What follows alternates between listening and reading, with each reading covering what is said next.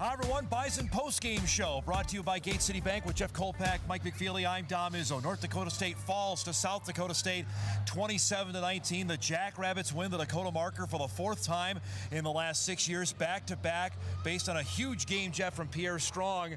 The Jackrabbit offense didn't do anything in the second half, but the Bison offense and defense went to sleep in the first half.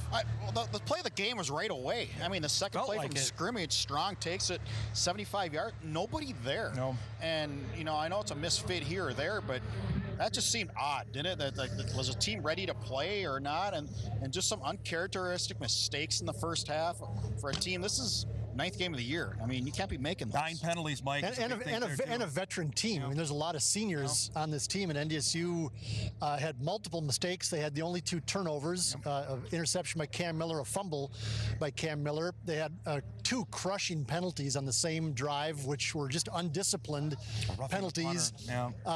Just a lot of mistakes, just a lot. And the run by Strong was a mistake by the defense. Somebody was not in the right place, and just disappointing for NDSU, and just frustrating for head coach Matt Entz, and uncharacteristic of the way the Bison have played for 10 years and certainly for 9 games this year. It just didn't seem like they were ready to go today. No. It was evident on the second play of the game when Strong literally is untouched for 75 yards. No, and Matt Entz did not try to sugarcoat it after the game. He was mad. He was frustrated with his team, and he answered our question straight up and said, I'm going to have to, reevaluate some things here and maybe not put some young players in some difficult positions. And he was not happy. I thought it was telling when he said that we lack some urgency out there. Yeah. And that's what we felt like sitting in the press box, especially when you're behind, right? Yeah. Like, get to the call. Let's go. Yep. I mean, you need to score twice here. You know? Well, I think he was mostly frustrated that he had to call a timeout to avoid a delay of game penalty. After a pass, after an incomplete pass. Yes, and I think that was I asked him about quarterback Cam Miller, and he said, no, Cam's a good quarterback. He played fine, but at the same time he said, I needed to see a little bit more sense of urgency, and I think he was referring to that delay of game call specifically. We knew Pierre Strong's good, but boy, what a day today. 2 touchdowns and a passing touchdown. He accounted for all the Jack offense today. Boy, the Bison are running into some gadget plays this year, aren't they? No doubt. Some stuff out. We asked Pierre about that after the game, and he said it's been in the books for 3 years. They just haven't run it. Yep. So this play has just been sitting there in the closet, waiting for the green and yellow to come around and say, okay. And it's really, it was really creative where the center snapped it through the quarterback's legs right to Strong. He pretended to go low like he was going into the line, pulls up, tight end wide open. But it should have never come to that. That whole drive should never have happened. That whole drive should never have happened, because NDSU defense stood up after an interception by Cam Miller, held South Dakota State to a 3-and-out, and then Marcus Siegel roughs the punter for no good reason. He didn't need to. He wasn't trying to block the punt. He just ran into the punter. And then another play on 3rd and a face mask. 12. They stopped Pierre Strong for like a 2-yard gain. They got a face mask for a 15-yard. 80-yard drive, 30 yards in penalties in NDSU. You just think of that, too. On the roughing the punter, the Bison are going to get the ball back probably in pretty good field position. Probably at midfield. After they get the Probably stop. at midfield. Who knows? It's game on after that. Cam Miller started for the 2nd consecutive game. He throws a couple touchdowns, obviously the pick and the fumble. The big question, Michael, going forward is, what does NDSU do at quarterback now against Youngstown State? Well, I think it was a step back today for Cam. I thought, with a higher level of competition, obviously he didn't look as comfortable as he did against Missouri State and Indiana State.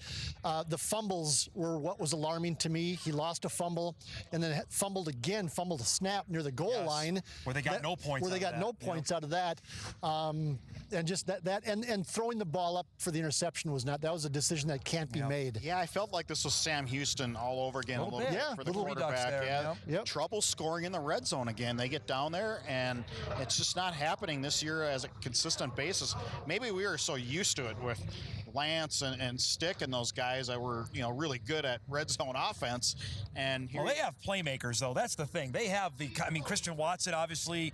How about Phoenix tight ends at the end? Again, we saw Babbage make a play early in the game, and they went silent after that. Yep. They just don't seem to have again, we've said it before, they don't seem to have a go-to play inside the 10-yard line where they can, flare Hunter Lipke out of the backfield and dump it to him, or flare a tight end, or snap it between the quarterback's legs back to the running back and have him throw the touchdown.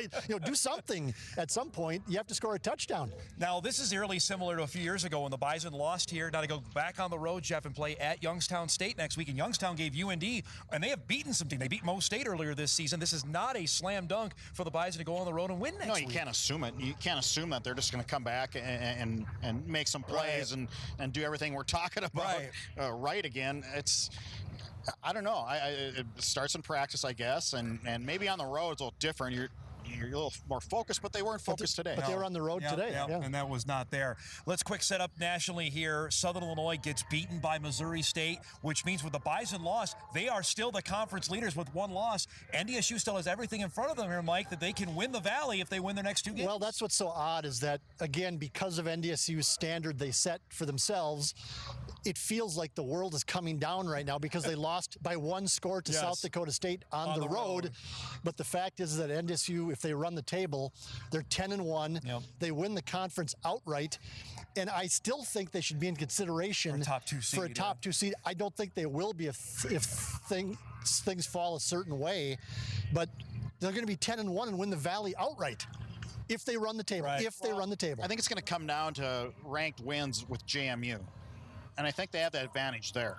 They're beating higher ranked teams. That's the thing. Do you value the conference championship or do you value the overall record? And they could be 10-1 when the season wraps up. Montana State. We don't know how they're doing playing right now against Eastern Washington, but you figure James Madison's not going to lose probably the rest of the way. We know Sam Houston's going to be unbeaten. Right. That's the fascinating debate that's going to happen here over the next couple weeks if the Bison take care of business. If the Bison, South Dakota's there at the back end. If the Bison win out, Sam Houston's going to be the number one seed now, no matter what. Yes. So what the Bison lost today for sure was number one. Was any discussion of being number one. Yeah. If they win out, I think they should still be in the discussion for number two. But from my standpoint, this just doesn't feel like a championship team quite yet to me. I know they're 8-1. Yep. I know they can win the Valley by themselves, but they're not going upward. Today was not an upward trend for NDSU. It was a downward trend, and we'll see where they go from here. Fascinating to see. The Bison will be back out on the road next week. The Ice Castle to take on Youngstown State. For Mike McFeely, Jeff Kolpak, I'm Dom Izzo. That's the Bison postgame show brought to you by Gate City Bank.